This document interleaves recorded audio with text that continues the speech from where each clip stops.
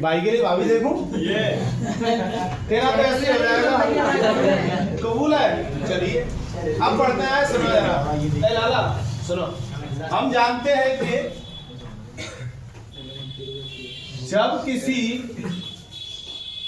Electron को क्या किया जाता है, त्वरित किया जाता है, तो वह इलेक्ट्रॉन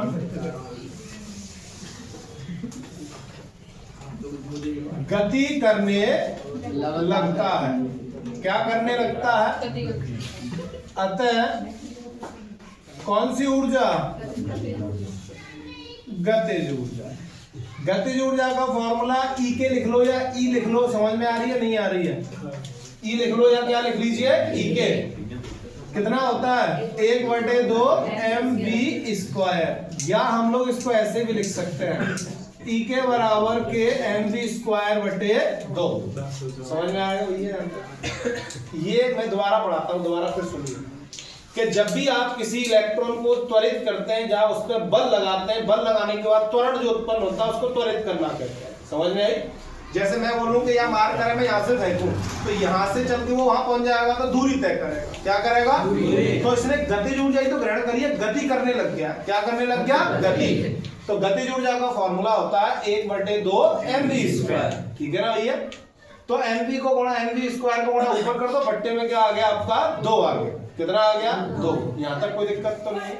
अब अरे भाई सुना जरा, अब आप समझिए। पहले हम लोग एक काम करते हैं, ये इसके 2 पक्ष हैं। कितने पक्ष हैं? 2। RHS के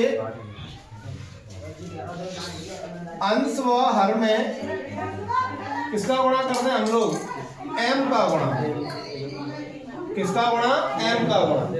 क्यों कर रहे हैं m का गुणा? उसका एक रीजन है।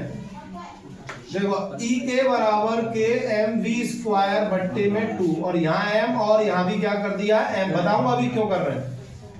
तो ये हो जाएगा E के बराबर के m²v² में क्या हो गया? 2m। क्या हो गया? 2m।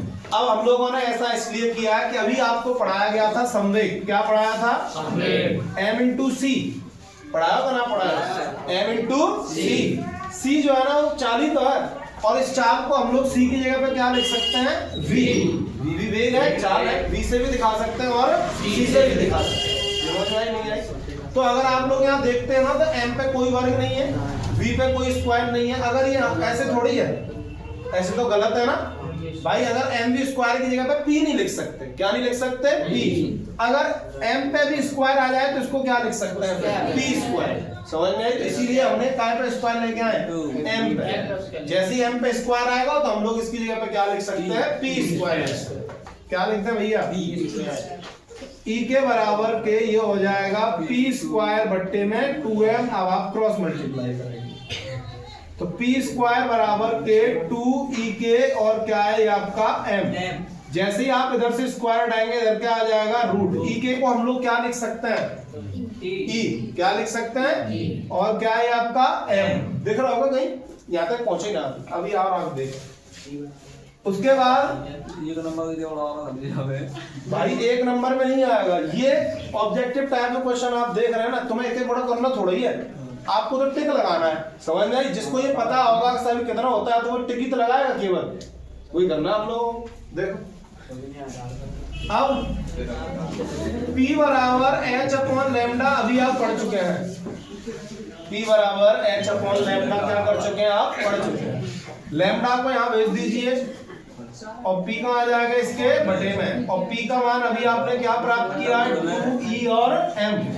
तो लैम्डा बराबर h और P की जगह पे क्या आ गया? रूट में 2e और m या 2me। कैसे भी लिख लो 2me। क्या नहीं देखा? यही तो है। लैम्डा बराबर h/रूट में 2me। पढ़ाना बेटा तुमने।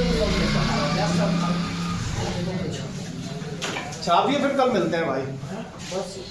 5 बज गए बेटा।